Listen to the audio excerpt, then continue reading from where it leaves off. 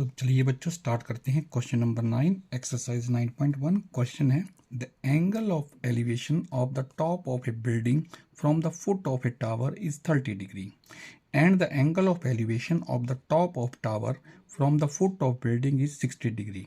If the tower is 50 metre high find the height of the building. एक आपके पास tower है, एक आपके पास बिल्डिंग है, इन दोनों के बीच में कुछ डिस्टेंस उसको हमने x मान लिया। अब है क्या, the angle of elevation of the top of the building from the foot of the tower. तो अब जिसके साथ देखो ये आपके पास 30 डिग्री का एंगल बन रहा है top of the building, building के टॉप पे बन रहा है। कहाँ से बन रहा है? From the foot of the tower, ये फुट ऑफ द टावर है। जो एंगल छोटा है 30 डिग्री वो आ गया टॉप ऑफ द टावर के साथ। तो ये आपके पास टॉप ऑफ द बिल्डिंग के साथ, और ये आपके पास टॉप ऑफ द टावर है। टॉप ऑफ द टावर के साथ एंगल बन रहा है 60 डिग्री का from the foot of the building, ये 60 degree. If the tower is 50 metre high, ये टावर आ गया 50 metre high, find the height of the building. तो आपको क्वेश्चन वगैरह समझ में आ गया होगा, डायग्राम समझ में आ गई बेटा। इसमें ऐसा होता है कि आपको पता नहीं लग रहा है कि कौन सा टावर है कौन सा बिल्डिंग है। जिसके टॉप के साथ छोटा एंगल बन रहा है 30 डिग्री का, वो चीज़ छोटी है, तो इसमें छोटा एंगल किसके साथ बन रहा है? टॉप ऑफ द बिल्डिंग के साथ। तो ये कम हाइट की आएगी और ये ज़्यादा हाइट की आएगी। Let height of tower, A B हमारे पास है 60 metre. Let height of building, height of building हमने मानी है DC, और वो हमारे पास आ गई H metre. Distance between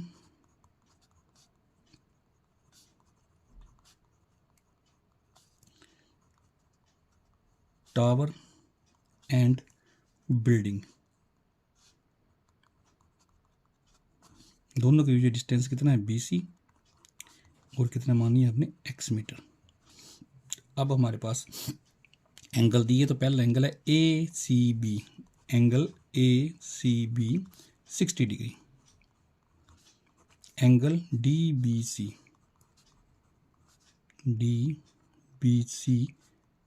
30 degree. अब क्वेश्चन देखते हैं कैसे करना है। तो सबसे पहले हमारे पास ट्रायंगल कौन सी है? ABC, जिसमें हमारे पास AB दिया और BC फाइंड आउट करना है। तो इन राइट ट्रायंगल ABC हमने BC फाइंड आउट करना है, उसको लिख दिया न्यूमिनेटर में। हमारे पास AB गिवन है, उसको लिख दिया डिनोमिनेटर में। ये आपके पास बन गया cot 60 degree base upon perpendicular cot. तो BC की वैल्यू कितनी है? X, AD कितना है? 50, कॉट 60 1/√3 होता है।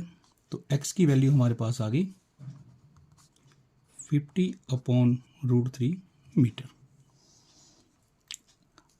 अब बच्चों हमने ये फाइंड आउट कर लिया X।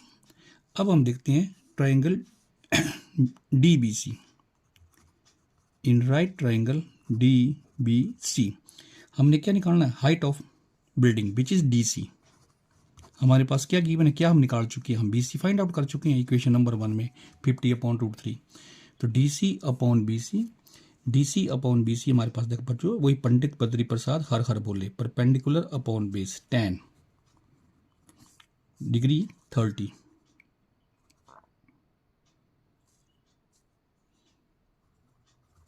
तो DC हमारे पास H, ये X, tan 30 1/√3। तो H और X की वैल्यू हम फाइंड आउट कर चुके थे। 50/√3 इज इक्वल टू 1/√3। अब यहाँ पे आगे करते हैं। ये H इज इक्वल टू आ गया 1/√3 मल्टीप्लाइड बाई 50/√3। तो H हमारे पास आ गया 50/3। H is equal to mix term में लिख देते हैं 16/2/3 metre. Therefore height of building is 16/2/3 metre answer. ये मैंने मिक्स टर्म में इसलिए लिखा क्योंकि एनसीईआरटी की बुक में आंसर जो है मिक्स टर्म है, नहीं तो आप इसको डेसिमल में भी लिख सकते हैं। ये आपको क्वेश्चन नंबर 9 क्लियर हो गया होगा। तो बेटा क्वेश्चन नंबर 9 है, two poles of equal height are standing opposite each other on either side of road which is 80 metre wide. एक रोड है जो इस 80 मीटर वाइड है, उसमें इस तरफ भी एक पोल है, इस तरफ भी एक पोल है। दो, ये 80 मीटर वाइड रोड है, इस तरफ भी पोल है, इस तरफ भी पोल है, दोनों की हाइट जो वो इक्वल है। From A point between them on the road the angle of, एक पॉइंट है सी, इन दोनों पोल्स के डिस्टेंस बीच में एक पोल है, जिससे आपको फर्स्ट पोल है उसका भी टॉप दिखाई दे रहा है और दूसरे का भी। यहाँ से एक के साथ आपका एंगल बन रहा है 60 डिग्री का और एक के साथ आपका एंगल बन रहा है 30 डिग्री का respectively. Find the height of the poles, तो आपने हाइट ऑफ द पोल निकालनी है। अब ये डायग्राम में ध्यान रखना, जितना हम 90 से दूर आते हैं उतना ही एंगल जो है थोड़ा डिस्टेंस ज़्यादा आएगा, जितना हम 90 के करीब आते हैं उतना ही डिस्टेंस कम आएगा। तो ये 60 डिग्री इस तरफ लिया है मैंने और 30 इस तरफ लिया। आप इधर 60 को इधर भी लिख सकते हैं, लेकिन डायग्राम चेंज हो जाएगी फिर, और हमने हाइट निकालनी है। तो मैंने मान लिया कि जो सी पॉइंट है इसका बी से डिस्टेंस एक्स है, तो ई से डिस्टेंस कितना हो जाएगा, टोटल डिस्टेंस 80 था तो 80 माइनस एक्स हो जाएगा। डायग्राम आपको क्लियर हो गई होगी। अब देखते हैं क्वेश्चन क्या करना। Let height of poles, poles की हाइट मान ली हमने A B is equal to D E, क्योंकि दोनों की हाइट इक्वल है एच मीटर। अब distance between two poles, distance between two poles, distance between two poles हमने मान लिया है, कितना दिया क्वेश्चन में 80 metre. Let distance of point C from B, C से बी का डिस्टेंस हमने मान लिया एक्स मीटर। अब डिस्टेंस ऑफ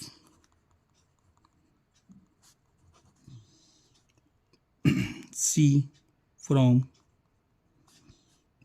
ई, ई से डिस्टेंस हमने मान लिया 80 माइनस 6। और ये एंगल दो आ गए बेटा, पहला एंगल आ गया ए C B, A C B ये आ गया 30 डिग्री, और एंगल डी सी ई ये आपके पास आ गया 60 डिग्री। क्वेश्चन में आगे बढ़ने से पहले थोड़ा डायग्राम को फिर क्लियर कर लेते हैं बेटा। Two poles of equal height, देखिए ये दो पोल हैं, ये दो पोल आगे, दोनों की हाइट इक्वल है। Either side of the road which is 80 metre wide, ये जो रोड है वो 80 मीटर वाइड है, तो ये सारा डिस्टेंस 80 मीटर आ गया। From A point between them on the road, कोई एक पॉइंट आ गया, ये पॉइंट हमने मान लिया, इन दोनों के बीच में एक एक पॉइंट है। अब इस पॉइंट से एक बार इसके साथ एंगल बढ़ रहा है, फर्स्ट पोल के साथ, एक बार सेकंड के साथ है, तो मैंने ये जो सेकंड के साथ मानना वो मान लिया 60 डिग्री का, ये आपके पास मान लिया 30 डिग्री का, ये एच है। अब ये जो पॉइंट सी है इसका जो ये बी है, बी से इसका डिस्टेंस मैंने एक्स माना, तो बेटा यह जो आपके पास ये सी से ई का डिस्टेंस, क्योंकि ये टोटल तो 80 है, अगर ये इस एक्स है तो ये कितना आएगा 80 माइनस एक्स। अब डायग्राम आपको बिल्कुल क्लियर हो गई होगी। तो इसके बाद अब देखते हैं हम in right triangle A C B, A C B क्या फाइंड आउट करना है हमने, हम यहाँ पे बी सी फाइंड आउट कर लेते हैं, क्योंकि ना तो हमें हाइट का पता ना बेस का, तो बी सी फाइंड आउट करते हैं। B C upon A B cot 30 degree, B C मेरे पास एक्स है, ए बी मेरे पास एच है, कॉट 30 √3 आ गया, तो एक्स मेरे पास आ गया √3 एच मीटर। इसको इक्वेशन नंबर 1 मान लिया। निकालने को मैं टैन भी निकाल सकता था, लेकिन टैन से फिर मेरे पास अपॉन में वैल्यू आ जानी थी, तो उसको ख़त्म करने के लिए मैंने कॉट फाइंड आउट कर लिया।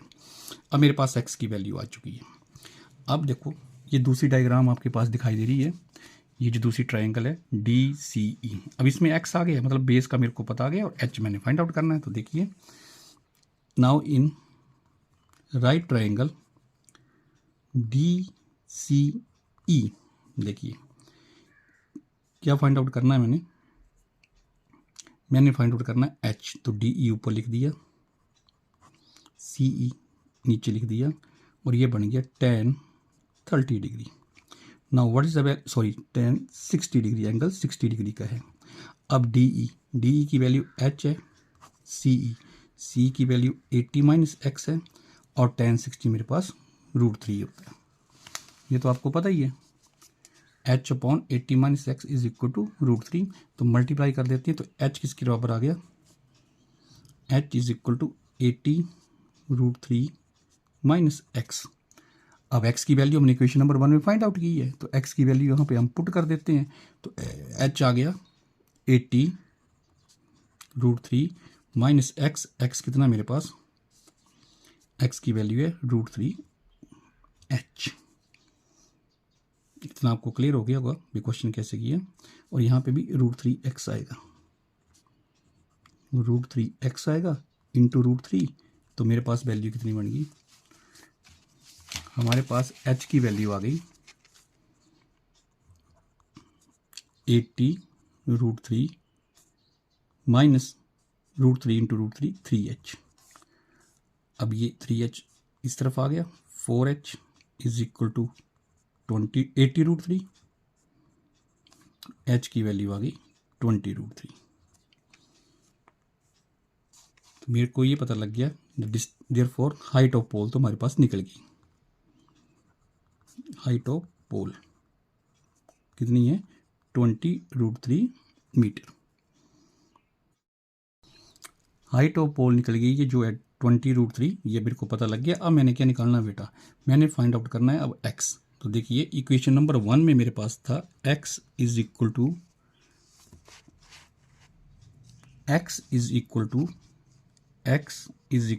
√3h। ये इक्वेशन नंबर 1 थी हमारे पास।